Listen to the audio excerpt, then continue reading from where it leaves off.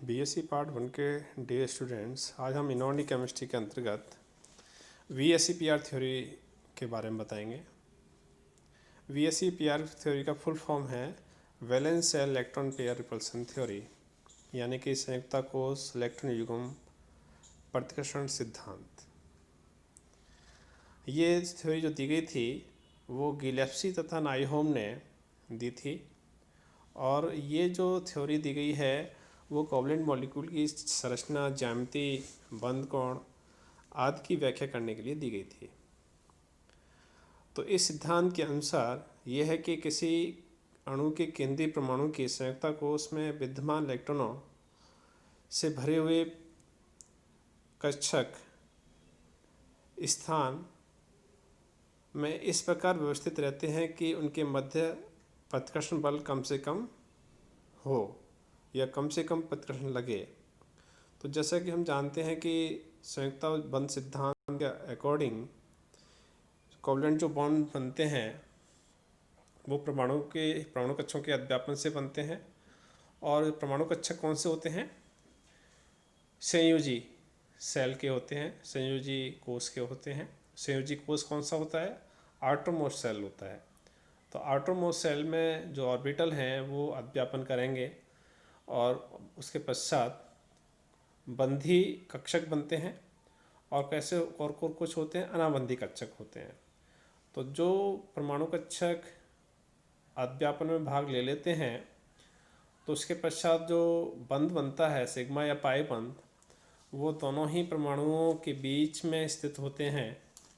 और जो परमाणु कक्षक अध्यापन में भाग नहीं लेते उनमें उपस्थित इलेक्ट्रॉन अनाबंधी इलेक्ट्रॉन कहलाते हैं। तो इस तरह से किसी परमाणु में उपस्थित बंधी और अनाबंधी इलेक्ट्रॉनों या इलेक्ट्रॉन युग्म के बीच में प्रतिकर्षण होता है, और वही प्रतिकर्षण के कारण, इसी प्रतिकर्षण के कारण ये जो इनकी आकृति होती है, बंध कोण होते हैं, उनकी व्याख्या हम इस सिद्धांत के आधार पर देते हैं। तो जैसा कि हम पहले पढ़ चुके हैं संकरण में कि संकरण के आधार पर हम ज्यामिति की व्याख्या कर देते हैं, और ये भी हम जानते हैं कि संकरण में बंधी अणुकक्षक होते हैं वो ही संरचना को एक्सप्लेन करते हैं। जो निर्धारित करेंगे संरचना, वो निर्धारित कौन करते हैं? बंधी अणुकक्षक करते हैं, ना कि अनाबंधी अणुकक्षक। तो आकृति या ज्यामिति को प्रभावित करने वाले जो कारक हैं वो मुख्य रूप से कौन कौन से हैं? उनमें नंबर 1 आता है केंद्रीय परमाणु का संकरण का प्रकार। अब जैसे कि हम बात करें CH4 मॉलिक्यूल, तो CH4 मॉलिक्यूल में केंद्रीय परमाणु कार्बन है और उसका संकरण यहाँ पे क्या है? sp3 है। तो इस तरह से उसकी आकृति जो है क्या होगी? टेट्राहेड्रल होगी, चतुष्फलकी होगी। और ये इनके बीच में जो बंध कोण होगा 109 डिग्री 28 मिनट का होगा। तो इस तरह से हम बात करें C2H4 मॉलिक्यूल, यानी कि इथेनॉल मॉलिक्यूल में कार्बन का जो संकरण पाया जाएगा वो sp2 होगा, और उसकी आकृति जो होगी वो त्रिकोणीय समतली होगी।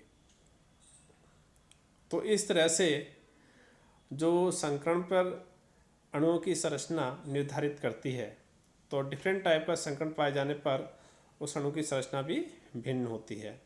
दूसरा कारक है जो प्रभावित करने वाला कारक है इनकी संरचनाओं को, अणु की संरचनाओं को, वो है केंद्रीय परमाणु में के संयुक्ता कोष में इलेक्ट्रॉनों की संख्या। अब यहाँ पे इलेक्ट्रॉन जो है 2 तरह के हो सकते हैं। संयुक्ता कोष में, किसी परमाणु के संयुक्ता कोष में 2 तरह के इलेक्ट्रॉन पाए जाते हैं। एक तो बंधी अणुकक्षक यानी बंधी इलेक्ट्रॉन युग्म, और दूसरा है एकाकी इलेक्ट्रॉन युग्म। बंधी इलेक्ट्रॉन युग्म हम उनको कहेंगे जो इलेक्ट्रॉन जो परमाणु कक्षक आपस में अध्यापन करने के पश्चात जो सिग्मा बॉन्ड या पाई बॉन्ड बनता है, तो वो दोनों ही परमाणुओं की नाभिकों के बीच में स्थित होते हैं, वो बंधी इलेक्ट्रॉन युग्म कहलाते हैं। और जबकि अनाबंधी इलेक्ट्रॉन युग्म हम उन्हें कहेंगे, ऐसे एकाकी उनको कहेंगे जो कि अध्यापन में भाग नहीं लेते हैं और ना ही किसी के साथ अन्य के साथ बंध बनाते हैं, वो केवल एक ही नाभिक से बंधे रहते हैं। ऐसे इलेक्ट्रॉन युग्म एकाकी इलेक्ट्रॉन युग्म कहलाते हैं। तो यहाँ पर ध्यान देने की ज़रूरत है कि एकाकी इलेक्ट्रॉन युग्म संरचना में निर्धारण नहीं करते हैं, क्योंकि वो कहीं पर भी अन्य परमाणु के साथ जुड़े नहीं होते, वो केवल एक ही नाभिक से जुड़े होते हैं, अतः इनका संरचना में कोई रोल नहीं होता है। हाँ, ये बंध कोण बदल सकते हैं, क्योंकि एकाकी इलेक्ट्रॉन युग्म अधिक आयतन घेरते हैं, अधिक स्पेस घेरेंगे, क्योंकि एक ही नाभिक से बंधे हुए होते हैं, तो अधिक स्थान घेरेंगे, अधिक वॉल्यूम घेरेंगे, जिसके कारण से बंधी इलेक्ट्रॉन युग्मों के बीच में बंध कोण कम हो जाता है। उदाहरण के लिए हम सिंपल सा एग्जांपल ले लें, वाटर मॉलिक्यूल है और अमोनिया मॉलिक्यूल है। वाटर मॉलिक्यूल में बंध कोण का मान कितना होता है? बंध कोण का मान होता है 104.5 डिग्री और अमोनिया में 107.5 डिग्री। उसका कारण क्या है कि यहाँ पर लॉन पेयर की संख्या अलग है, जैसा कि तुम्हारे स्क्रीन पे दिखाई दे रहा है। यहाँ पर sp3 संकरण तीनों में ही है, मीथेन, अमोनिया और वाटर मॉलिक्यूल में, लेकिन एकाकी इलेक्ट्रॉन युग्मों की संख्या दोनों में भिन्न भिन्न है। यहाँ पे एकाकी इलेक्ट्रॉन युग्म कितना है? 1 है, और यहाँ पे कितना है? 2 है। तो ये एकाकी इलेक्ट्रॉन युग्म जो कि वाटर मॉलिक्यूल पे है, ये ज़्यादा स्थान घेरते हैं, क्योंकि एक ही नाभिक से बंधे हुए होते हैं इस तरह से, और ये इस तरह से। तो क्या होगा, ये एकाकी इलेक्ट्रॉन युग्म रिपेल करेंगे किसको? बंध कोण। इस तरह से यहाँ पर इसको रिपेल करेंगे, और ये बंध कोण का मान कम हो जाता है। कितना हो जाता है? 104.5 डिग्री हो जाता है। और जबकि यहाँ पर केवल एक ही लॉन पेयर पाया जाता है, ये लॉन पेयर इस तरह से ज़्यादा स्थान घेरते हैं, और इस तरह से यहाँ पे इस तरह से ये रिपल्सन होगा। तो हम कह सकते हैं यहाँ पर कि यहाँ पर लॉन पेयर कह सकते हैं कि LP लॉन पेयर जो रिपल्सन होगा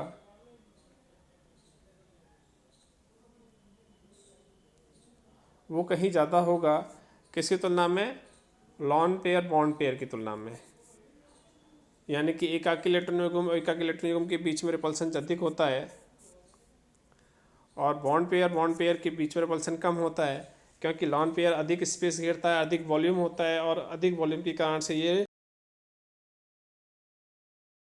और बंध कोण का मान कम हो जाएगा। और लॉन पेयर जो होते हैं वो बॉन्ड पेयर कम स्थान घेरेंगे। क्यों घेरेंगे? क्योंकि वो दोनों ही नाभिकों के बंधे होते हैं। बंधी इलेक्ट्रॉन युग्म दोनों ही नाभिकों के बीच में स्थित होते हैं, जिसके कारण से उनके बीच में रिपल्सन कम हो जाता है। तो यहाँ पे दिखाई दे भी रखा है सामने कि लॉन पेयर अधिक प्रतिकर्षण करते हैं। लॉन पेयर के बीच में प्रतिकर्षण कम होता है, और बॉन्ड पेयर के बीच में सबसे कम होता है। इसके दो कारण हैं। लॉन पेयर अधिक वॉल्यूम रखते हैं, जिसके कारण से वो उन पर प्रतिकर्षण अधिक होता है, और दूसरा बॉन्ड पेयर जो होते हैं वो उनका वॉल्यूम कम होता है दो नाविकों के बीच के कारण से वो उनके बीच में जो प्रतिकर्षण कम हो जाता है। और इस तरह से ये इनके बॉन्ड एंगल को हम एक्सप्लेन कर सकते हैं इस VSEPR थ्योरी के आधार पर। और VSEPR है क्या? वैलेंस सेल इलेक्ट्रॉन पेयर, यानी कि जो वैलेंस सेल में जो इलेक्ट्रॉन पेयर पाए जाते हैं दो तरह के, उनमें रिपल्सन किस तरह से होता है। तो ये हमने सीक्वेंस बताया, तो इस तरह से पाया जाता है। आगे इसके एप्लीकेशन हैं, उनके एप्लीकेशन पार्ट को पढ़ेंगे कि कहाँ कहाँ हम इनका यूज़ में लेते हैं। तो जनरली संरचना और बंध कोणों की व्याख्या करने के लिए हम इसका उपयोग लेते हैं VSEPR थ्योरी का। तो सबसे पहला है, यदि किसी अणु का केंद्रीय परमाणु केवल बंधी इलेक्ट्रॉन युग्म द्वारा घिरा रहता है तो उसका आकार कैसा होगा? रेगुलर होगा, नियमित होगा। यदि किसी अणु में केंद्रीय परमाणु पर एक भी लॉन पेयर नहीं है, सभी बंधी इलेक्ट्रॉन युग्म हैं, तो उसका आकार कैसा होगा? रेगुलर होगा। जैसे कि मीथेन मॉलिक्यूल में sp3 हाइब्रिडेशन होता है, 4 बॉन्ड रखता है कार्बन, और कार्बन पर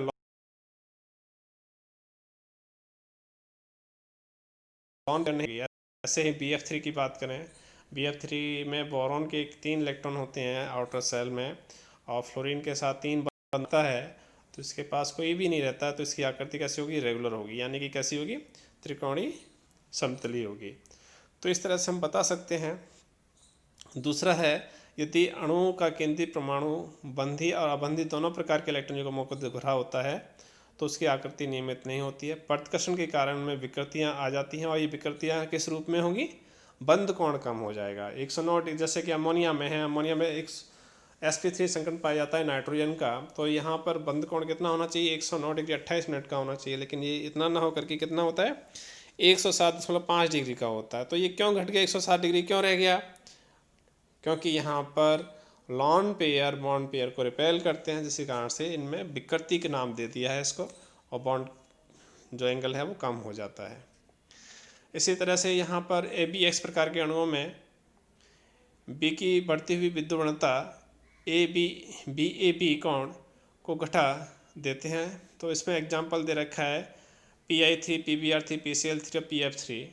तो यहाँ पे बंद कोण PF3 में सबसे कम है, और उसका कारण क्या है कि यहाँ पे फ्लोरीन की इलेक्ट्रोनेगेटिविटी अधिक है, और इलेक्ट्रोनेगेटिविटी अधिक होने की वजह से फ्लोरीन इन क्या करता है?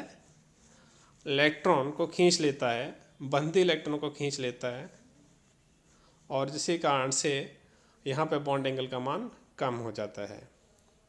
तो इस तरह से हम यहाँ पे व्याख्या कर सकते हैं।